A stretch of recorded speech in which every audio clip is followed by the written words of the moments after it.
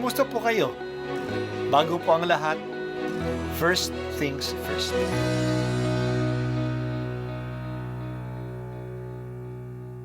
Good morning po. Sinisimulan po natin ngayon ang first things first. At dito po, tinatalakay natin sa unang bahagi ng umaga natin ay ang first readings na binabasa po sa banal na misa. Ito pong tinatalakay natin kasi madalas po kasi marami na tayong alam tungkol sa gospel readings. Pero konti po ang nagsasalita sa first readings. Pero ang first readings, bahagi din po yan ng Biblia, ng banal na kasulatan. Kaya susubaybayan po natin ang mga first readings, basahin po natin at kuminsan kailangan ng basahin ng 2 o 3 beses bago maintindihan kasi hindi po tayo familiar sa mga istorya at sa mga kaisipan na tinatalakay dito.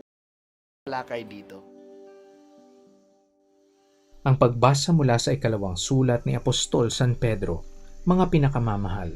Samantalang hinihintay ninyo ang araw ng Diyos, magsikap kayong mabuti upang madali ang pagdating ng araw na iyon, araw ng pagkatupok ng kalangitan at pagkatunaw sa matinding init ng mga bagay na naroon.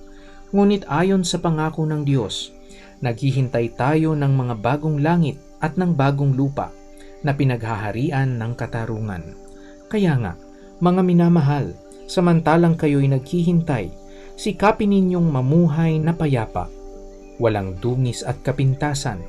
Alalahanin ninyong kaya nagtitimpi ang Panginoon ay upang bigyan kayo ng pagkakataong maligtas.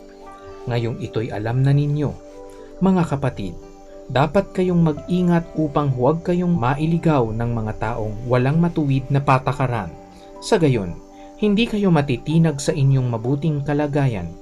Ayon sa kagandahang loob ng Diyos, magpatuloy kayo sa paglago sa kabutihan at sa pagkakilala sa ating Panginoon at tagapagligtas na si Hesukristo. Sa Kanya ang kapurihan ngayon at magpakailanman. Amen. Ang salita ng Diyos. Salamat sa Diyos. Isa nga sa mga katuruan na hindi na naisa sa buhay ng mga mananampalataya noon ng panahon na isinulat ito ay ang pag-aabang sa pagdating ng Panginoon.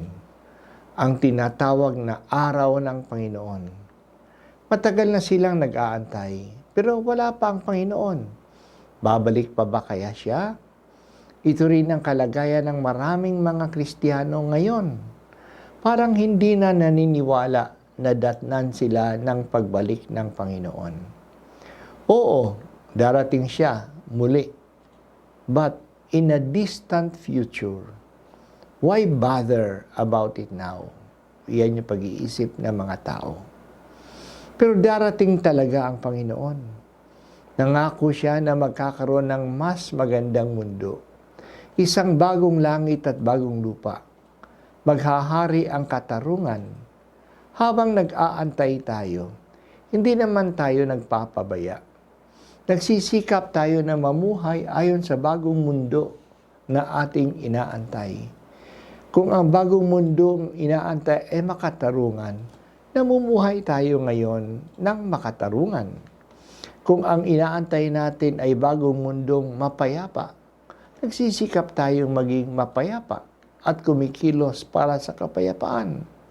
Huwag sana tayong maligaw o kaya maging complacent na magpabaya na lang. Hindi lang tayo maingat na hindi maging masama.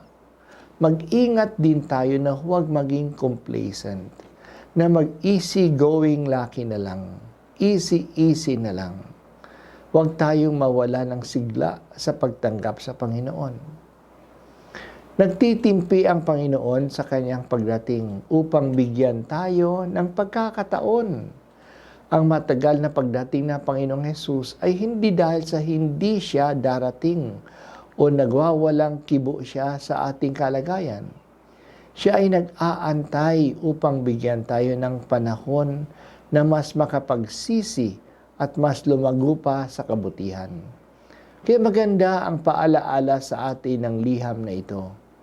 Magpatuloy kayo sa paglago sa kabutihan at sa pagkilala sa ating Panginoong Hesus. Mas kaibiganin natin si Hesus, mas maging malapit tayo sa Kanya, at mas magpakabuti tayo. Mas damihan pa natin ang kabutihan na magagawa natin sa ating kapwa. Itong dapat nating gawin habang nag-aabang tayo sa Kanyang pagdating. Halina Jesus, dumating ka na.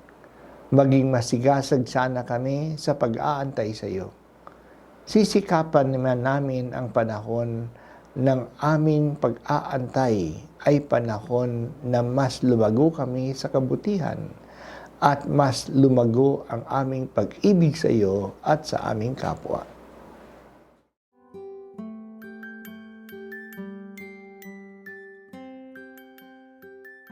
At ako po ay si Bishop Broderick Pabilio dito sa First Things First.